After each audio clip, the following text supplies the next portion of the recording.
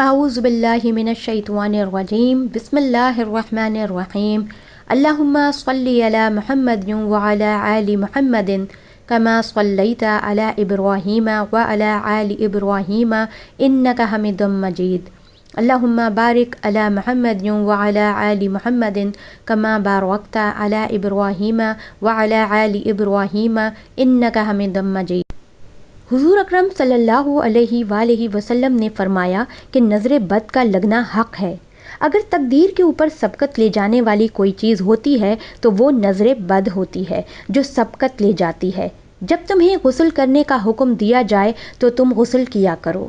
ناظرین و اکرام، حضرت محمد صلی اللہ علیہ وآلہ وسلم جنہیں اللہ رب العزت نے انسانیت کے لیے رحمت بنا کر بھیجا ہے، آپ صلی اللہ علیہ وآلہ وسلم کا یہ قول اقدس ہے، اگر آپ اپنی زندگی کے اندر نظر بد سے کبھی بھی کسی بھی لمحے افیکٹ ہوتے ہیں تو اس سے باہر نکلنے کے بھی بڑے آسان طریقے ہیں جو آج میں آپ سب سے اس ویڈیو کے اندر شیئر کروں گی۔ آپ اس ویڈیو کو آخر تک پورا ضرور سنیے گا۔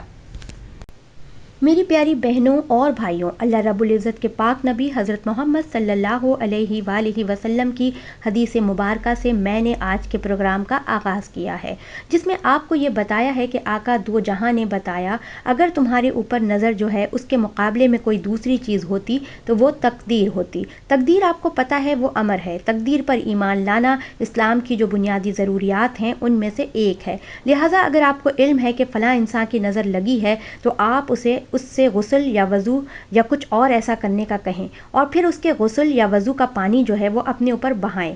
یہ اس کا ایک علاج ہے، بڑا زبردست علاج۔ اگر آپ کو نظر لگی ہے تو آپ اس شخص سے کہیں وہ وضو کرے یا غسل کرے، اور پھر جو پانی اس کے غسل یا وضو کا ہوگا اسے اپنے جسم پر بہائیں۔ انشاءاللہ تعالی نظر بد جو ہے وہ زائل ہو جائے گی۔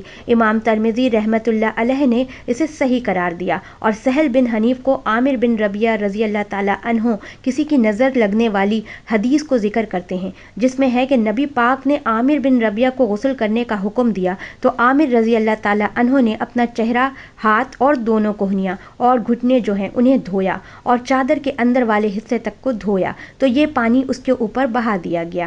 تو سہل بن حنیف اٹھ کے لوگوں کے ساتھ چل دیے۔ اس سے پتہ یہ چلتا ہے کہ نظر بد زائل کرنے کا یہ بڑا ہی آسان اور مؤثر طریقہ ہے۔ اللہ پاک ارشاد فرماتا ہے کہ قل اعوذ برب الناس آخری صورت، اور اس سے پہلے قل اعوذ برب الفلق، کہ اللہ تبارک تعالی ہمیں تمام حاسدین اور نظر لگانے والوں کے شر سے محفوظ رکھے۔ معزز ناظرین و سامعین، نیکسٹ ویڈیو میں انشاءاللہ تعالی آپ سے پھر ملاقات ہوگی۔